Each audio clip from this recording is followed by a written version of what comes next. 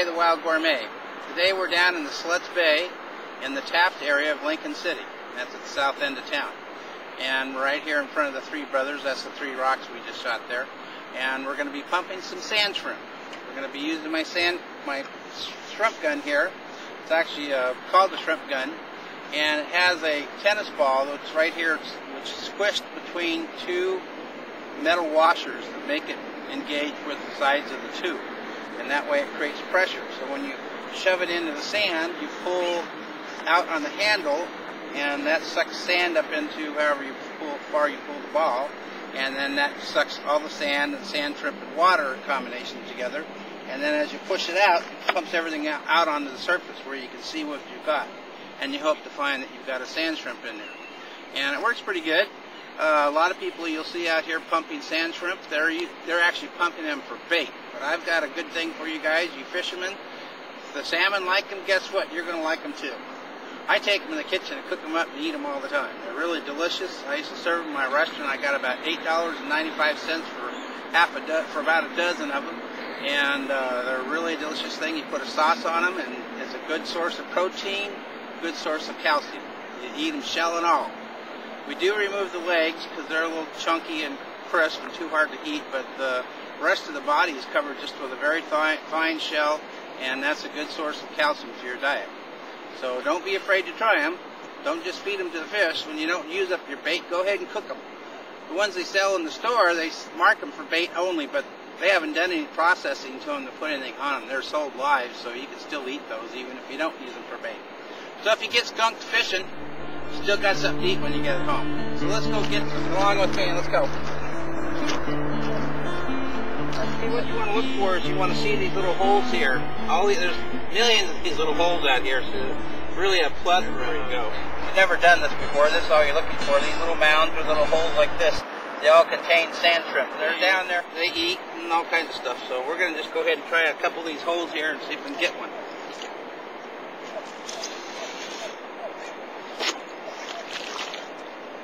Usually takes 1 or 2, sometimes 3 pulls.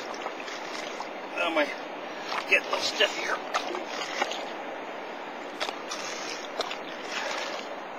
Nothing in that one. We'll try a different hole.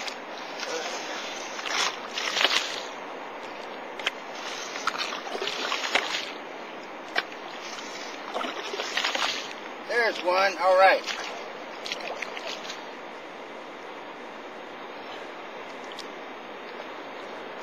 Look at that big claw, huh? Now this is the size I like for eating. They're really good. I like to use the smaller ones, about half that size for bait. And take the big claw off and remove the legs before eating. And you eat the rest of it, actually. There's no limit on them. You can get as many as you want. You are required by Fish and Wildlife to have a shellfish harvester's permit. It's $6.50 for the whole year for Oregon residents. And I think it's $12 or $12.50 for out-of-state residents to be able to go get these. You can also use that same license for clamming and crabbing. But if you're going to come out and pump sand shrimp like this, you do have to have that permit. If you don't, it's like a $200 fine. So don't get caught with that. Anyway, we're going to put them in our little milk jug here. This is my recycled milk jug. Makes a handy little container for harvesting whatever. I like to throw out here because it's real easy just to dump them in there. I use those for picking berries too. They work well, especially the slough berries. But anyway, let's go ahead and try to get some more here. Lots of big holes here.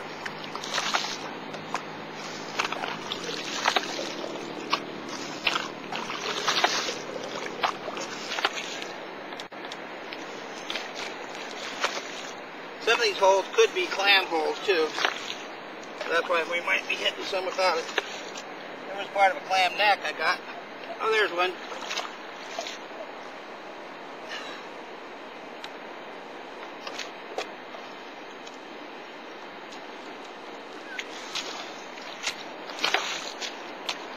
I like it when I get doubles or triples even.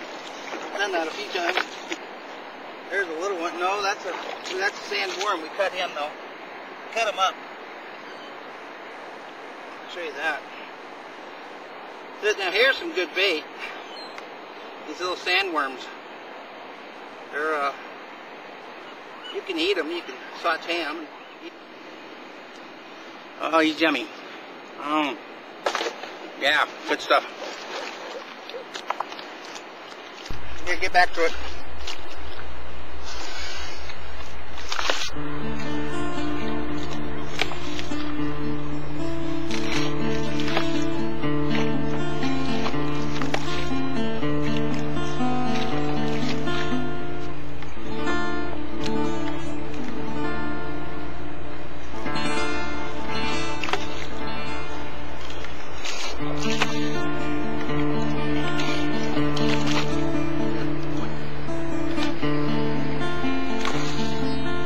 That's all you can do. I used to pump these commercially. We used a big pump. I'd pump about 12 to 20 gallons a day. That was a lot of fun. With that, you just have a big motor with a big fire hose on it. You have an end like this on it. You just stick it down in the sand. It just bubbles everything up. You just get hundreds of them. Doesn't take very long to get a gallon. This is a lot more work, but it's a lot more work getting that equipment out on the sand too, though. So kind of a trade-off. If you want just for a few for dinner, this is a better way to go.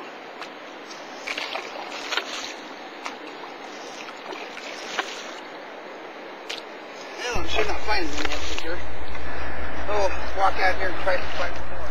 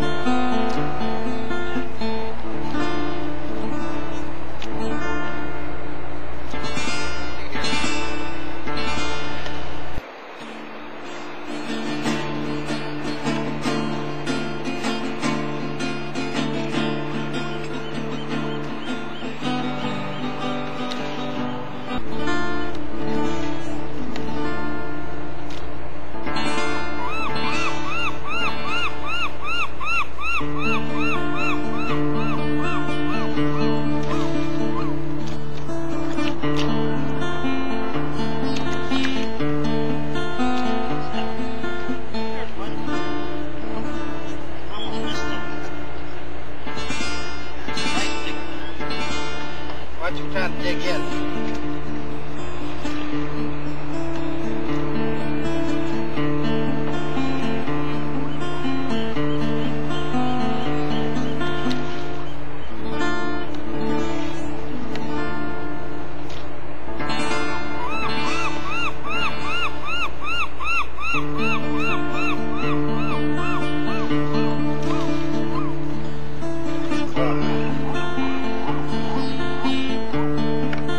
Sometimes you'll find a female and she'll have bright red eggs right here. I always just leave the eggs on because that's just added extra protein. It's really good. And who knows, maybe someday you'll order a sand shrimp egg roll on a sushi bar, you know. I'm sure the Orientals really like that a lot.